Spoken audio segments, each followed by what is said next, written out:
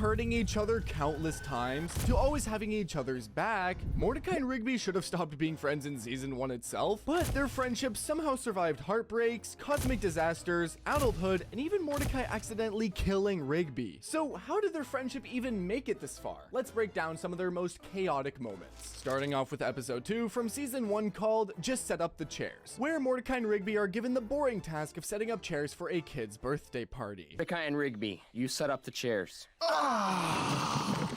And while both Mordecai and Rigby complained about getting stuck with a mediocre task, Mordecai was determined to do it well because Benson had called them slackers. You calling us slackers? He's calling us slackers. Look, dude, we can totally set up all those chairs without slacking off. Do it then. We will. And then next time you'll get someone else to set up the chairs? Fine. Rigby gets bored in 5 seconds, no surprise there. But Mordecai's locked in on the job, trying to keep things on track. He just had to prove Benson wrong. We rule at setting up the chairs. 1. One! This sucks. Normally I'd be all, let's quit, but we have to prove to Benson we can set up these chairs. All right. Rigby finally helps out, but as soon as he discovers a hidden arcade packed with retro games, everything changes. Hey! Whoa! Ball of yarn, lemonade stand, hats for sale, clap like this? Not cool, dude. I'm taking my break. Despite Mordecai's attempts to stop him, Rigby starts playing games. And let's be real, it's Mordecai we're talking about. Being the slacker he is, he joins Rigby battling it out for higher scores. And suddenly, setting up chairs is out the window. How about I take my break too?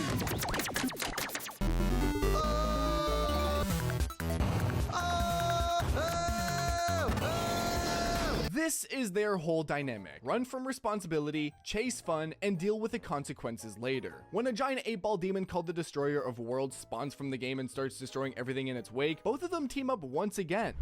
We better go find Skips. Skips! Dude. What did you guys do? What? Nothing. You ignored my note, didn't you? You mean like a musical note? Destroyer of worlds will kill us all! With Skips and Pops helping out, they're on track to stop the Destroyer of Worlds until Skips drops out midway. At that moment, they split roles. Mordecai decides to finish the job and set up the chairs, while Rigby stays behind to take on the 8-bit demon by himself. Skips! The extra chairs! We're not slackers! When the demon targets Mordecai, Rigby wastes no time in upping his game. With his aggressive button mashing, he defeats the Destroyer of the Worlds while Mordecai finishes setting up the chairs. And they celebrate like heroes. Woo! The button mashing's working!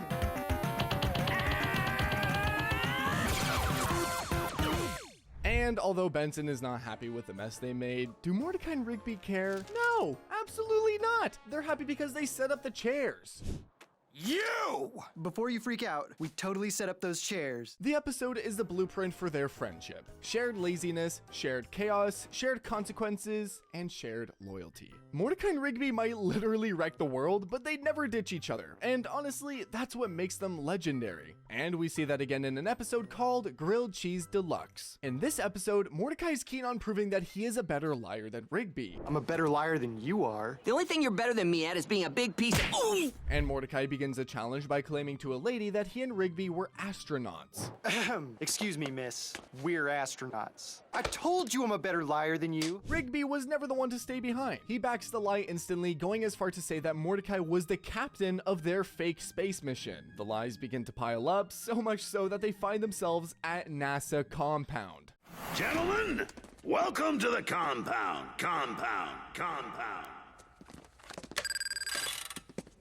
Oh, I forgot my ID in my other pants. Guys, calm down. You can use our IDs. They don't just stop at that, though. Mordecai and Rigby agreed to help stabilize the antimatter, but their lying doesn't resolve the issue, so the astronauts lock them up in a chamber to fix it. You're an expert on antimatter?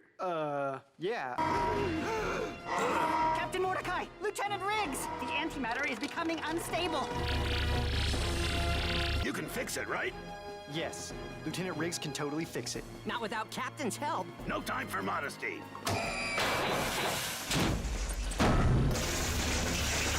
If you look at it, this episode wasn't really about grilled cheese sandwiches, or astronauts, or antimatter. It truly was about how Mordecai and Rigby function as a unit. They lied together, improvised together, and, well, panicked together.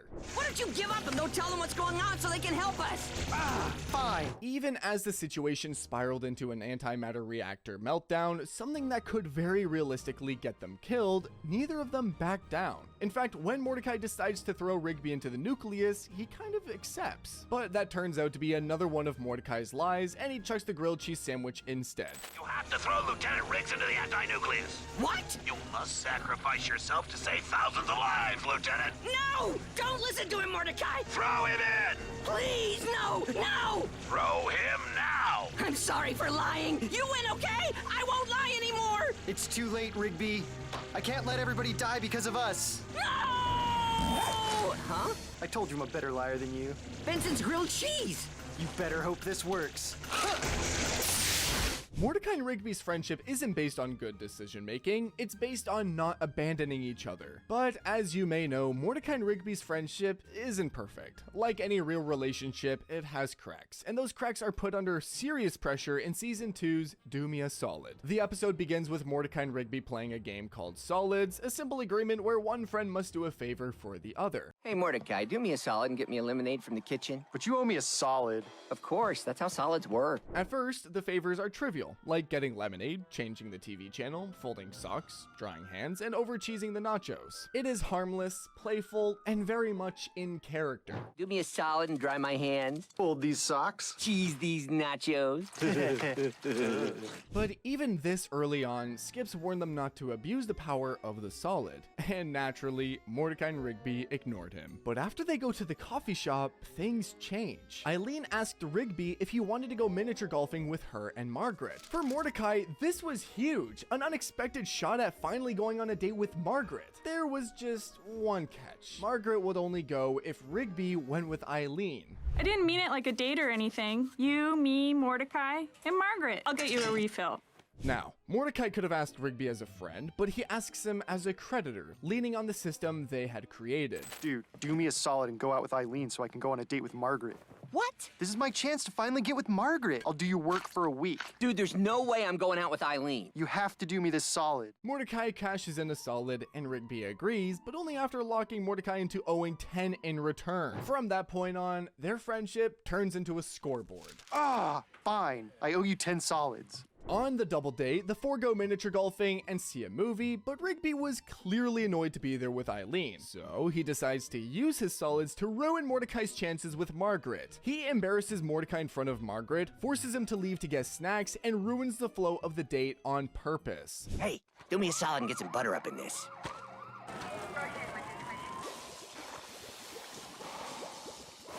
Do me a solid and get some napkins. You mean these napkins? Oh! Hey, do me a solid and take the heat for this. Take the heat for what? Sorry, everybody. Now, solid was no longer a favor, but a reminder of control. Rigby wasn't trying to hurt Mordecai for fun, he was lashing out because he felt trapped on the date, and Mordecai, blinded by his crush, allowed it to happen. When the group heads back to the house and settles on having ice cream sandwiches, Rigby uses his 9th solid to make Mordecai buy them. Mordecai, can you do me a solid and get us some ice cream sandwiches? Make it a double solid and get the good ones from the snack bar. I'll be right back. Mordecai returned with the ice cream sandwiches, only to find the night completely derailed. Muscleman and High Five Ghost were there too, and the moment he wanted with Margaret was gone. Things come to a head in the kitchen. Mordecai felt played, Rigby felt used, and neither of them was handling it well. Why are you using your solids to ruin my date with Margaret? Quit being a baby. Hey ladies, watch what else I can do with my ice cream sandwich. Mordecai, I think I'm gonna go soon. I don't want Margaret to leave. But Rigby pushed it further, whispering his 10th and final solid into Mordecai's ear. And whatever he asked for was humiliating, enough that Mordecai flat out refused. No way. I'm not doing that.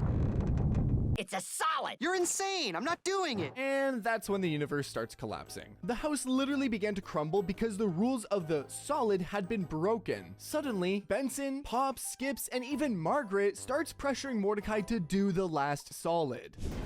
I told you not to abuse the solids.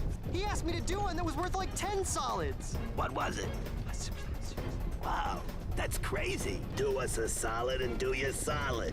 No way. Then comes Margaret's revelation that breaks Mordecai. She only went on the date because she was doing Eileen a solid. Suddenly, Mordecai realizes that the date he thought was genuine was built on favors, just like his friendship with Rigby in this episode.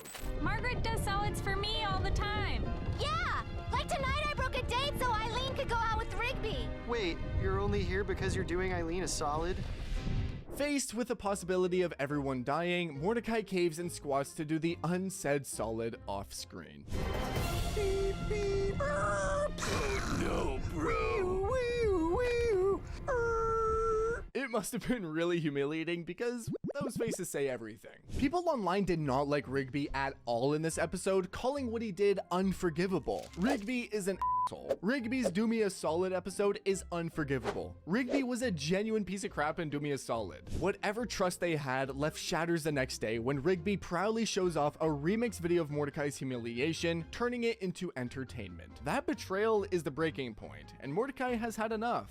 You're watching it again? Dude, come over here. This is a new version I edited together. You're a jerk. Have fun with your little tape. But what happened next shows how their friendship survived through the years. Rigby admitted his fault and that he owed Mordecai a solid. But this time, the solid was not selfish. He takes accountability and destroys the tape. Mordecai, wait! I still owe you that solid. What are you talking about? The one where you told me to destroy the tape. Huh? Yeah, I was just about to do it.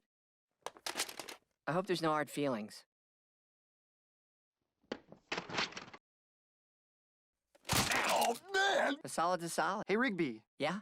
Do me a solid and come to the arcade with me? This episode proved that their loyalty isn't automatic. It has its limits, and when those limits were crossed, the relationship nearly collapsed. But the reason it did survive was that they chose to fix it, not with a solid, but with forgiveness. Now, some might say that Rigby was the worst friend in the entire world, but let's not forget that Mordecai was cut out of the same cloth, and Lift With Your Back makes that painfully clear. In this episode, Mordecai gets a girlfriend and immediately starts taking advantage of his best friend. Rigby covers for him over and over, trying to prove he's useful, and when he finally speaks up, Mordecai shrugs it off as the least you could do. Yeah, I mean, you're fun. What? No, tell him I'm useful. Yeah, you're my friend. Why aren't you saying the word useful? Well, I mean, there was the time with the chairs, the limousine, the pretzel. You're basically the opposite of useful pretty much anytime we do anything. But we did those things together. Yeah, I mean, you were there. So the whole time I've been covering for you and CJ? Well, I mean, it's the least you could do. The entire episode paints Mordecai as arrogant, someone who genuinely sees himself as above Rigby because he assumes Rigby could never get a job on his own. This obviously frustrates Rigby, and as a result, he ends up quitting his job at the park. I quit. What? I quit! I can get a paycheck anywhere. Dude, you can't get a job without me. It's my references that got you this job in the first place. Reference this. I'm gonna go out and get a job, and I'm gonna make money at that job. And that money's gonna come in the form of a check. And that check's gonna be in an envelope, and the envelope's gonna be sealed, and I'm gonna rub that sealed envelope all up in your face! Mordecai!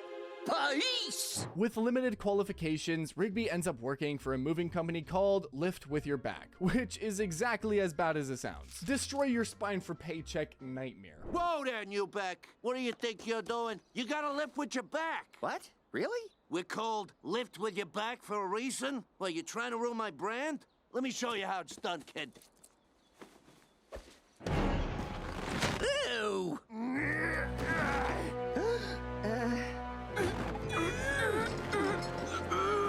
You want that paycheck? You lift with your back! Rigby works himself to the bone at a new company, and it's anything but easy. Watching that finally makes Mordecai realize just how badly he's treated him. He understands that everything Rigby did for him was because Mordecai was his friend, not that he had to, and he does what any best friend would do. He owns up to it and apologizes. You're just gonna hurt your back, dude. Can't be worse than when you stabbed it. What? Come on. You think the only thing I'm useful for is being your chump. Rigby, help me get a girlfriend. Let me borrow your time machine, Rigby. Rigby, I found a dumb sweater and I gotta return it. All you do is use me, man. But I never asked you to do those things. Of course you didn't. I helped because you're my friend. Then let me help you. No, this is my job. and I gotta unload this truck. Mordecai cheers Rigby on as he finishes his last final job to get his paycheck, and before you know it, they're right back to their usual banter. Their friendship survives not because they stop messing with each other, but simply because they finally start owning the damage. That was so awesome, dude. You were all like, whoop. Yeah, but did you see what I was like? Yeah. Yeah. But seriously, dude, I was taking you for granted. Thanks for helping me all the time. So the conflict's been mediated? I just gotta do one more thing. What's that? In your face. Do you need some help, dude? And what says best friends more than launching a full-scale mission to delete a voicemail left by someone's butt? That's exactly what happens in the last episode on our list, Butt Dial. Mordecai accidentally records an extremely embarrassing voicemail, complete with a full-on love confession, and butt dials it straight to Margaret. Well, someone who just butt dialed their crush. Oh, Margaret, I love it when you stand or sit right next to me. Can't you see? Your future with me is brighter than the ocean. What? Brighter than the ocean? If you're satisfied with your message, press 1. Huh? To delete and re-record your message, press 2. No! Delete! Message sent. Goodbye. Oh my. This is where Regular Show shows what a solid friendship looks like. Because Mordecai doesn't try to fix it alone, he immediately grabs Rigby. Rigby! Dude, it's over. She's never gonna talk to me again. Who? Margaret! I was singing a song about her in the cart and it recorded to her voicemail. Why'd you call her in the first place? I sat on my phone. It was an accident. You butt dialed her? She must think I'm a total loser. Come on, it can't be that bad. I sang a song about how hot she was and that I wanted us to be together forever. Okay, that's really bad. Early season Rigby wouldn't ever let Mordecai live this down. This was prime teasing material. You can easily imagine Do Me a Solid Rigby making this unbearable for Mordecai. But here, he doesn't mock him. In fact, he commits fully to the plan. Steal Margaret's phone, delete the voicemail, no questions asked. But we can fix it. I'll just call her and say the message was for someone else. Dude, no. That'll make it even worse. Hi, this is Margaret. Oh, hey, Margaret. I'm at work right now, so leave a message after the beep. She's still at work. Which means she probably hasn't checked her voicemail yet. Dude, we have to get to her phone and erase that message. Rigby is with Mordecai through every escalation, crawling under the coffee table to grab Margaret's phone, searching her car, racing back to the house, and eventually getting sucked inside the phone itself. Dude, she's almost here! Type something! Too many attempts. You will now be penalized. Wait, what? It was ridiculous, it was dangerous, but Rigby never once said, "This is your problem." And in friendship, that's all that matters. Just like this user said. They're both assholes, but they're still good friends. Anyway, that's it for now. If you enjoyed this video, just keep watching the regular recap. Subscribe.